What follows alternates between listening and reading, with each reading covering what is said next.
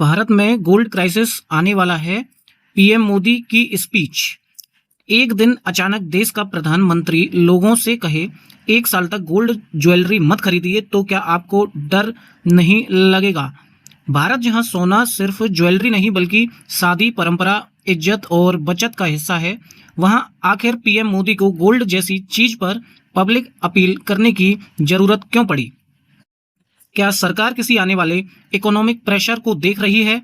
क्या दुनिया में चल रही लड़ाई इंडिया की इकोनॉमी को हिला सकती है, या फिर ये सिर्फ एक नॉर्मल स्टेटमेंट नहीं बल्कि आने वाले समय की वार्निंग है।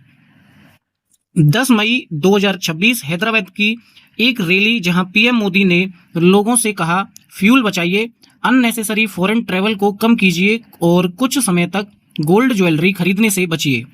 अब पहली नज़र में ये एक सिंपल अपील लगती है, लेकिन इकोनॉमिस्ट और मार्केट एक्सपर्ट इस स्टेटमेंट को बहुत ध्यान से सुन रहे थे, क्योंकि सरकार बिना वजह गोल्ड जैसी चीज को पब्लिक स्पीच में नहीं लाती, और खासकर तब जब इंडिया दुनिया के सबसे बड़े गोल्ड मार्केट में से एक हो।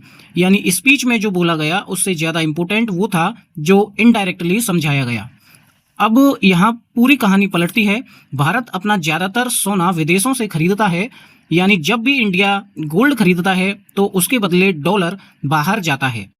अब इमेजिन कीजिए, इंडिया हर साल अरबों डॉलर का गोल्ड इंपोर्ट करता है और उसी समय ऑयल भी विदेशों से खरीदना पड़ रहा है। मिडिल ईस्ट में टेंशन बढ़ रही है और क्रूड ऑयल ऊपर जा रहा है। डॉलर लगातार मजबूत हो रहा है, यानी एक तरफ ऑयल इंपोर्ट और दूसरी तरफ गोल्ड इंपोर्ट, दोनों मिलकर इंडिया के डॉलर पर प्रेशर बना रहे हैं। और शायद यही वो पॉइंट है जिसने सरकार को टेंशन में डाल दिया। अब बहुत लोग सोचते हैं गोल्ड खरीदने से इकोनॉमी पर क्या फर्क पड़ेगा, लेकिन असली खेल यही है। जब देश से बहुत ज्यादा डॉलर बाहर जाने लगता है तो रुपए की कमजोरी आने लगती है, रुपी में कमजोरी आने लगती है, और जैसे ही रुपी कमजोर होता है पेट्रोल महंगा होता है, डीजल महंगा होता है, इंपोर्टेड सामान महंगा होने लगता है और इन्फ्लेशन बढ़ने लगती है।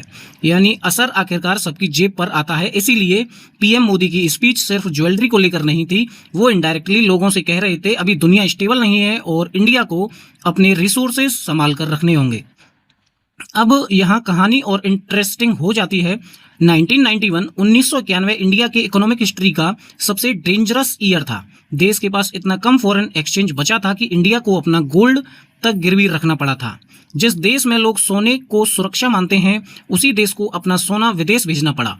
आज इंडिया की स्थिति उससे कहीं मजबूत है, लेकिन शायद सरकार कोई रिस्क नहीं लेना चाहती, क्योंकि इस समय दुनिया में war tension, oil uncertainty, global slowdown और स्ट्रॉन्ग डॉलर सब एक साथ चल रहे हैं। और शायद यही वजह है कि मोदी ने पहली बार पब्लिक लेवल पर गोल्ड बाइंग को लेकर अपील की।